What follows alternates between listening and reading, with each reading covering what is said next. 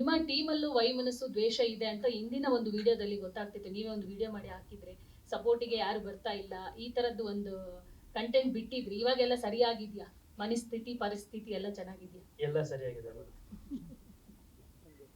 ಅಲ್ಲಿದ್ದಾರೆ ಅವ್ರು ನೀವೇ ಹೇಳ್ಬೇಕು, ಯಾಕಂದ್ರೆ ನೀವೇ ಆ ವಿಡಿಯೋ ಮಾಡಿ ಬಿಟ್ಟಿರೋದು. ನಾನು ವಿಡಿಯೋ ಮಾಡಿಬಿಟ್ಟೆ ಅಂದ್ರೆ ಒಂದು ವಿಡಿಯೋದಲ್ಲಿ ಹೇಳಿದ್ರಿ, ನಿಮ್ ನೋವನ್ನ ನೀವು ಹೇಳ್ಕೊಂಡಿದ್ರಿ. ಗೊತ್ತಿಲ್ಲ ಮೇಡಮ್.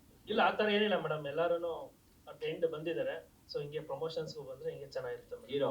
ಈಗ ನೀವು ಪ್ರಮೋಷನ್ ಹೊರಟ್ರೆ ಇಲ್ಲಿ ರೈಟ್, ನೀವು ಪ್ರಮೋಷನ್ ಹೊರಟಾಗ ಈಗ ನಿಮ್ ಇಡೀ ಟೀಮು ನಿಮ್ ಜೊತೆ ಬರೋದಕ್ಕೆ ರೆಡಿ ಇದೆಯಾ ಅಥವಾ ಅಲ್ಲೂ ಏನಾದ್ರು ಗೊಂದಲಗಳು ಇದೆಯಾ?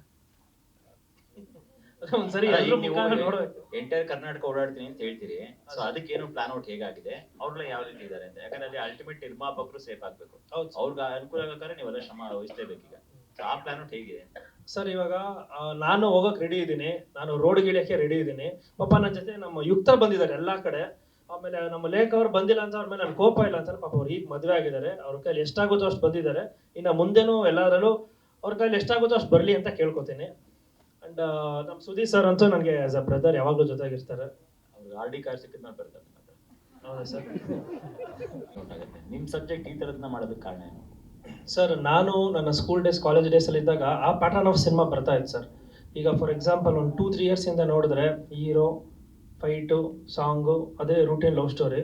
ಸೊ ನಾನು ಇಲ್ಲಿ ಒಂದು ಸುಮ್ಮನೆ ಒಂದು ಮೂವಿ ಮಾಡೋಕೆ ಬರೋಣ ಅಥವಾ ಸಕ್ಸಸ್ಫುಲ್ ಮೂವಿ ಮಾಡೋಕೆ ಬರೋಣ ಅಂತ ಯೋಚನೆ ಮಾಡಿದಾಗ ಸಕ್ಸಸ್ಫುಲ್ ಪ್ಯಾಟರ್ನ್ ನನಗೆ ಇದೇ ಕಾಣಿಸಿದೆ ಸರ್. ಬೇರೆ ಇಂಡಸ್ಟ್ರಿಯವರು ಮಲಯಾಳಂ, ತೆಲುಗು, ತಮಿಳ್ ಅವ್ರು ಯಾರು ಹೀರೋಯಿಸಮ್ ತುಂಬ ಒಚ್ಕೊಡಲ್ಲ, ಒಳ್ಳೆ ಕಂಟೆಂಟ್ ಮೇಲೆ ಇದು ಮಾಡ್ತಾರೆ.